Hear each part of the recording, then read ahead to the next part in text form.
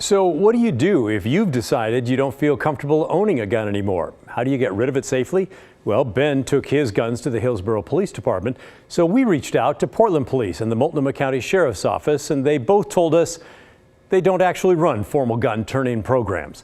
Portland Police said they used to partner with Ceasefire Oregon, but they don't anymore. We asked each organization, why not? And neither really had a clear answer. It appears the program has just sort of faded away. Ceasefire Oregon in the past partnered with several law enforcement agencies to dispose of guns that people have turned in. Although they did not hold any over the last 2 years, they told us it was because of COVID, and they hope to hold one this summer. It's had success in the past.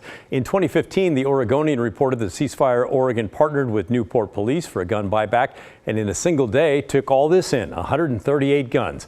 Owners got gift cards in exchange.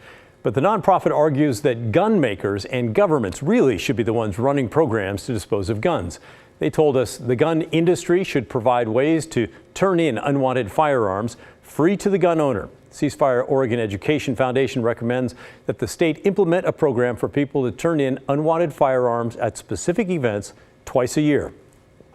Much in the way that Metro provides ways for people to recycle items like dishwashers or batteries, Oregon needs a reliable, consistent program for people to safely dispose of firearms and ammunition. The Multnomah County Sheriff's Office said they do not have a formal turn-in program either, but if you want to get rid of your guns, they will try to help out. The Sheriff's Office told us in April of this year they were able to help a family destroy this. It's a collection of 105 guns that were left behind when someone died. Last year, they helped get rid of this, 61 guns. And in 2020, they say 29 guns were turned in to be destroyed. A few governments around the world have forced gun buyback programs after mass shootings there. In Scotland, for example, in 1996, a man shot and killed 15 kids and a teacher at a school. Parliament there passed laws to ban almost all private gun ownership, and the government bought back more than 160,000 guns. There have not been any school shootings since there. In New Zealand, a white supremacist killed 51 people at a mosque in 2019. Gun control measures were enacted within a week, and gun owners had 6 months to sell their guns back to the government. 60,000 guns were surrendered there. In Australia, a man killed 35 people in a mass shooting back in 1996. Within 2 weeks, lawmakers banned semi-auto rifles and bought back 650,000 guns, melting them down. Some people even gave up guns they were legally allowed to keep. Australia has had one mass shooting since, an attack in 2018 that left 7 people dead.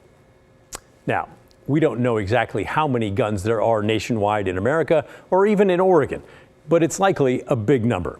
The Oregonian reports that in 2020, 516,000 guns were sold here based on background checks. That's 516,000 guns in 1 year just in the state of Oregon. Some of you have asked how you can help survivors and the families who've lost loved ones in Uvalde. University Health, which is a hospital based in San Antonio there, has set up a relief fund for the victims. Another group, Victims First, has a GoFundMe. So far, there are more than $3 million in donations for items like funeral expenses and counseling. We have more details on how you can help out at kgw.com.